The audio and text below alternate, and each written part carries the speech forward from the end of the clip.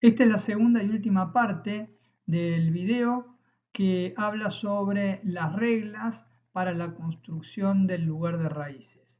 Aquí veremos algunas que son un poco más complejas que las anteriores, pero que seguramente serán de mucha utilidad, sobre todo en algunos casos muy particulares. Regla número 6. Entre singularidades del mismo tipo habrá siempre un número impar de puntos de escape o entrada. ¿Qué son singularidades del mismo tipo? Entre dos ceros o entre dos polos. Y fíjense, siempre habrá un número impar de puntos de escape o entrada. Puntos de escape o entrada es cuando los polos se van acercando y luego se alejan, o cuando de repente vienen desde arriba y abajo y luego se alejan hacia los costados. Entre singularidades de distinto tipo puede no haber puntos de escape o entrada, o de haber tendrá que ser un número par de los mismos. Es decir, que no podría haber un punto de escape o entrada de existir si entre un 0 y un polo, entre un polo y un 0. Si hay, tienen que ser dos. Veamos esto con un ejemplo bien concreto. Supongamos que tengo esta función transferencia lazo abierto. Entonces yo lo que quiero calcular es justamente si tengo puntos de escape o entrada. Lo primero que hago es despejo menos k de la ecuación característica igualada a 0. De la función transferencia lazo abierto, le sumo 1 a ambos miembros, voy a tener la ecuación característica, la igualo a 0 y de ahí despejo menos k. Ahora hago la derivada de menos k en función de ese y lo igualo a 0, es decir, que tomo ese polinomio resultante de haber despejado menos k y lo derivo y lo igualo a 0. ¿Qué es lo que tengo a continuación? Este polinomio ahora de grado 2. Y por último, calculo las raíces de ese polinomio. De existir raíces reales, esas raíces reales, y esto es muy importante remarcarlo, serán mis puntos de entrada o escape. Si yo no tengo raíces reales, si tengo raíces complejas, habrá que ver si esos puntos pertenecen al lugar de raíces y podrían llegar a ser, en algún hipotético caso, puntos de escape o entrada, pero es muy raro. Por lo general, ustedes se van a dar cuenta, cuando dibujen el lugar de raíces, esos puntos de escape o entrada están sobre el eje real, por eso el número tiene que ser real. Entonces, en nuestro caso, volviendo a nuestro ejemplo, esas raíces son menos 1,42 y menos 2,57. Entonces, vamos a ver cómo las ubicamos, pero primero vamos a plantear la posición de los polos del lazo abierto. Menos 1, menos 2, menos 3. Tengan en consideración lo siguiente. Yo sé si esos puntos de entrada o escape que acabo de calcular, si esas raíces son de entrada o de escape. A priori no, pero cuando yo lo grafique deberíamos saber o deberíamos entender si lo son en un caso o el otro. Fíjense, sabemos que a la derecha del polo en menos 1 voy a tener k menor a 0. Y después voy a ir alternando k mayor a 0, k menor a 0, k mayor a 0. Ahora voy a ver este menos 1,42. ¿Dónde está? Fíjense, voy a tener un punto de escape entre singularidades del mismo tipo. Entre menos 2 y menos 3 tengo una singularidad. A priori estaría bien, porque siempre tiene que haber al menos una y tendría que ser impar. ¿Qué es lo que está pasando? Porque entre menos 2 y menos 3 también tengo una. Así que este menos 2,57 que acabo de dibujar, la tengo entre esas dos singularidades. Entonces esto ya me va verificando que lo que hice es correcto. Lo que no sé es si entran o salen las ramas en ese punto. ¿Cómo lo puedo saber? Bueno, fácil. Acuérdense que habíamos dicho que para los k mayor a 0 las ramas salían de los polos y terminaban en ceros, ya sean estos propios o impropios. Entonces, si salen de los polos, En el polo que está en menos 1 tendría que salir hacia la izquierda una rama en la medida que voy aumentando el K. Y en el polo que está en menos 2 debería salir una rama hacia la derecha y juntarse exactamente en menos 1,42 donde deberían separarse. Entonces, básicamente hacen este recorrido y en menos 1,42 obviamente tendrían que hacer tendrían que separarse, se juntan y se separan. Ahora, ¿qué pasa en menos 2,57? Bueno, lo inverso, como ahí K es menor a 0 y sabemos que las ramas para K menor a 0 son entrantes a los polos, una de las ramas va a entrar a menos 2 y la otra va a entrar a menos 3. Si una entra a menos 2 y la otra entra a menos 3, no cabe otra alternativa para seguir con los mismos sentidos que en menos 2,57 una baje y la otra suba y se junten ahí para luego separarse. Regla número 7. Si en un punto del eje real se anulan las primeras n derivadas de menos k, significa que en ese punto habrá n más 1 ramas de entrada o escape con un ángulo de separación entre ellas de 180 grados dividido n más 1. Si entendieron algo les doy un premio.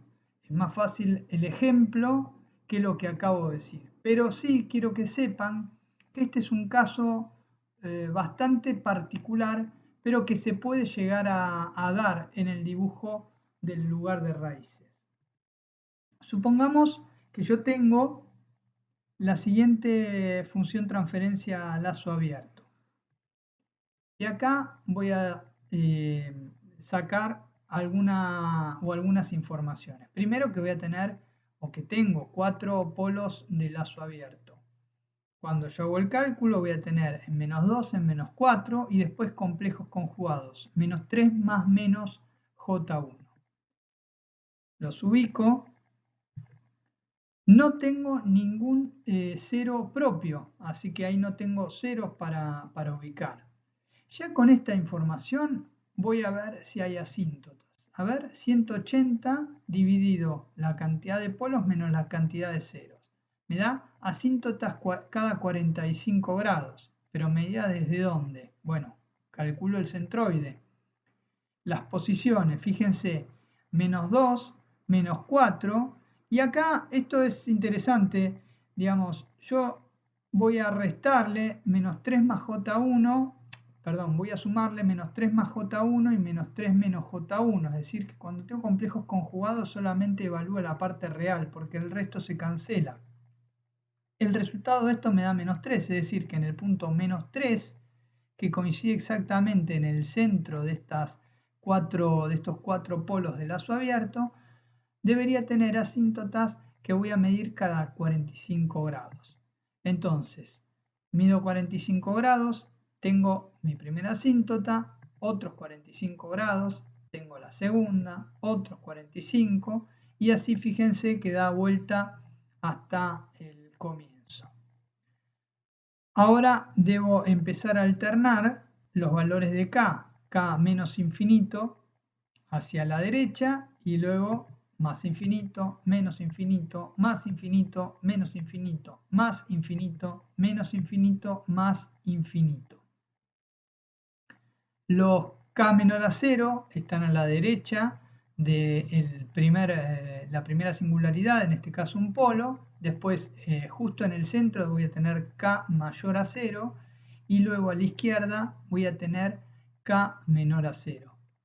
Ahora, como en la asíntota central, la que es perpendicular al eje real, yo sé que hacia arriba y hacia abajo se va a menos infinito, yo sé que entre esos polos complejos conjugados y el infinito, obviamente voy a tener k menor a 0.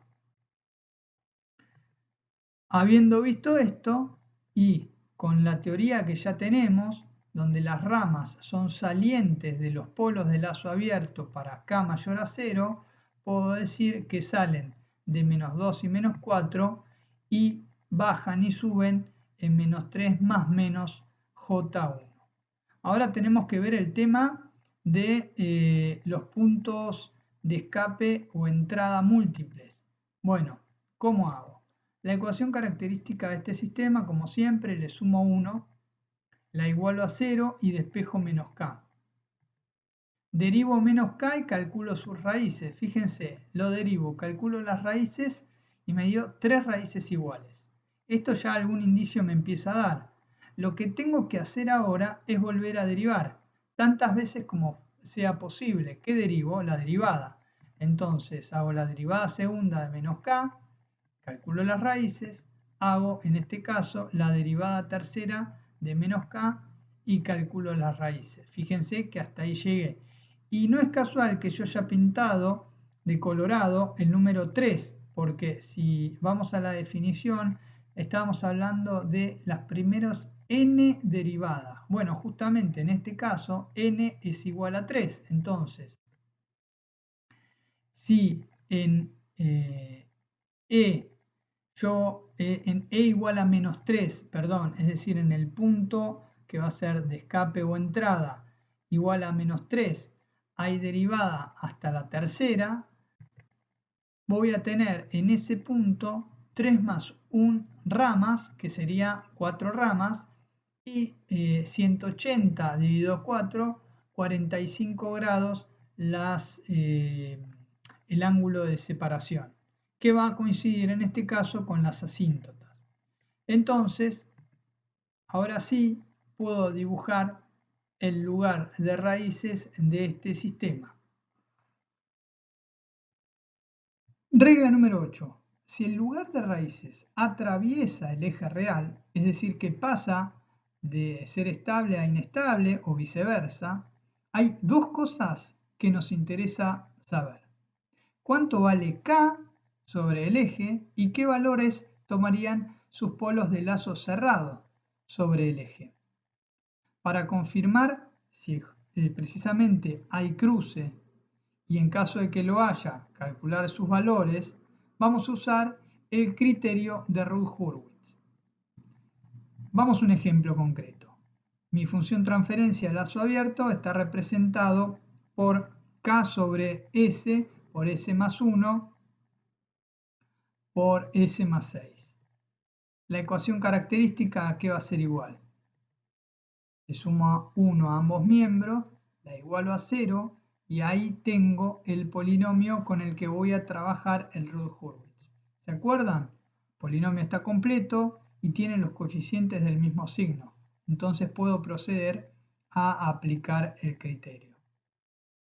S al cubo, S al cuadrado, S a la 1, S a la 0 y empiezo a completar cada uno de los coeficientes. 1, 7, 6, K. Lo primero que tengo que hacer, ¿se acuerdan? Es calcular el primer coeficiente, en este caso, para S a la 1, que era pivoteando sobre 7, 7 por 6, menos 1 por K, dividido 7. El resultado de eso es 42 menos K dividido 7, y lo reemplazo justamente ahí. Ahora vamos al segundo coeficiente que desconozco, x2 en este caso. Haciendo el mismo procedimiento, el resultado es K. Entonces, del primer coeficiente voy a deducir que K tiene que ser menor o igual a 42. ¿Para qué? ¿Se acuerdan? Para que la primera columna tenga todos los coeficientes del mismo signo. Era la forma en que yo me garantizaba que el sistema seguía siendo estable. Entonces, si K es menor o igual a 42, el sistema sería estable. Y si K es mayor a 0, según el siguiente coeficiente, el sistema también sería estable. Entonces, lo que voy a hacer es la intersección de ambas condiciones. Y esto me va a dar, o esto me va a decir que que el sistema va a ser estable siempre que K sea menor o igual a 42. Y fíjense qué importante. Si fuese igual a 42, estamos al límite de la estabilidad. Por eso al K lo llamo K crítico. Anótense esto porque lo vamos a utilizar. El K crítico es precisamente el valor que va a tomar K sobre el eje imaginario. Con ese K, que es el que me limita si va a ser estable o inestable, vamos a la ecuación de donde vamos a sacar el valor de los polos del lazo cerrado, que es la ecuación auxiliar, es la primera ecuación cuadrática anterior a la fila que se hace cero. Entonces, acuérdense, reemplazo el K por este valor límite, en este caso 42, y voy a obtener los dos puntos. En este caso, más menos raíz de menos 6. Si yo dibujase el lugar de raíces, vería un polo en 0, un polo en menos 1, un polo en menos 6. Fíjense, el lugar de raíces, acá deberían creerme, pero ya a esta altura deberían poder calcularlo también, tendría esta forma. Estoy hablando solamente de los K positivos, por eso está en verde. ¿Qué es lo que calculé? Calculé que esa parábola va a cruzar el eje imaginario en más j raíz de 6 y menos j raíz de 6. ¿Y cuánto va a valer K en ese punto? Si yo trazo una recta desde cada polo a ese punto, voy a tener la distancia A, la distancia B y la distancia C, y al multiplicarlas voy a tener ese famoso número 42, que es el valor que va a tomar K exactamente en el eje imaginario. Regla número 9. Nos permite conocer la dirección y el sentido que tomará la rama al atravesar una determinada singularidad, ya sea un polo o un cero, aplicando la condición de fase. Vamos concretamente a un ejemplo. Supongamos que tengo esta función transferencia a lazo abierto. Voy a tener, o tengo dos polos, en menos 1 más j2, menos 1 menos j2, y tengo un 0, en este caso en el origen. Vamos a ver si hay asíntotas. 180 dividido 1, 180. Cuando sucedía esto, me estaba dando la información que las únicas asíntotas posibles eran las del eje real, que yo ya sé que el eje real siempre pertenece al lugar de raíces. Así que la verdad no tiene ningún sentido calcular el centroide. Ahora, sabemos que a la derecha de la primera singularidad es k menor a 0. Cuando la paso, k mayor a 0, y así se va alternando. En este caso se acabó ahí, k menor a 0 a la derecha del 0, k menor a 0 a la derecha del 0, k mayor a 0 a la izquierda del 0. Como k es mayor a 0 a la izquierda del 0 y sabemos que las ramas son entrantes a los ceros para k positivo, es que pongo el sentido que pongo. Ahora, aplicando la regla número 6, ubico los puntos de entrada o escape. Si hacen la cuenta, les van a dar E1 2,23 y E2 menos 2,23. Los ubico. Lo que no sé hasta el momento es si son de entrada o escape. Sí es importante ver y comparar con la regla que habíamos visto oportunamente de si estaría bien que haya uno o podría haber dos. Y fijémonos, entre el 0 en el origen y el 0 en el infinito serían dos singularidades del mismo tipo. Y habíamos dicho que siempre tiene que haber al menos un punto de escape y tiene que ser impar. Hay uno, está perfecto. Lo mismo sucede hacia la izquierda del 0, con ese 0 y el 0 que está en el infinito. Así que sería lógico 2,23 y menos 2,23. Después veremos la ubicación. Ahora, dijimos, ¿es punto de escape o entrada? Bueno, si al 0 está entrando la flecha y del 0 del infinito también está entrando la flecha, porque son k mayor a 0, tiene sentido que las ramas sean entrantes al eje real. Entonces estaríamos hablando de un punto de entrada. Por otro lado, a la derecha del 0, sabemos que de los ceros son salientes las ramas para k menor a 0. Si son salientes las ramas, tanto de un 0 como del otro, el que está en el infinito, obviamente ese punto tendría que ser un punto de escape. Ahora, aplicando la regla número 8, voy a ubicar los puntos donde cruza el eje imaginario y cuál es el valor del K crítico en ese punto. Lo calculo, me da más o menos J2,23. Los ubico. Y el K crítico, en este caso, es igual a menos 2. ¿En qué dirección y con qué sentido pasará la rama por mis polos complejos conjugados de lazo abierto? Bueno, para poder evaluarlo es que aplicamos la regla número 9. Es decir, nosotros sabemos que en la medida que vaya aumentando el valor de la ganancia, el valor de K, esos polos de lazo cerrado que originalmente están sobre menos 1 más J2 y sobre menos 1 menos J2 se van a ir desplazando. Pero se van a desplazar hacia la derecha, hacia la izquierda, hacia arriba, hacia abajo. ¿Y con qué ángulo? Bueno, eso es lo que yo quiero calcular. Y para eso tengo esta regla. Y esta regla se basa en la aplicación de la condición de fase.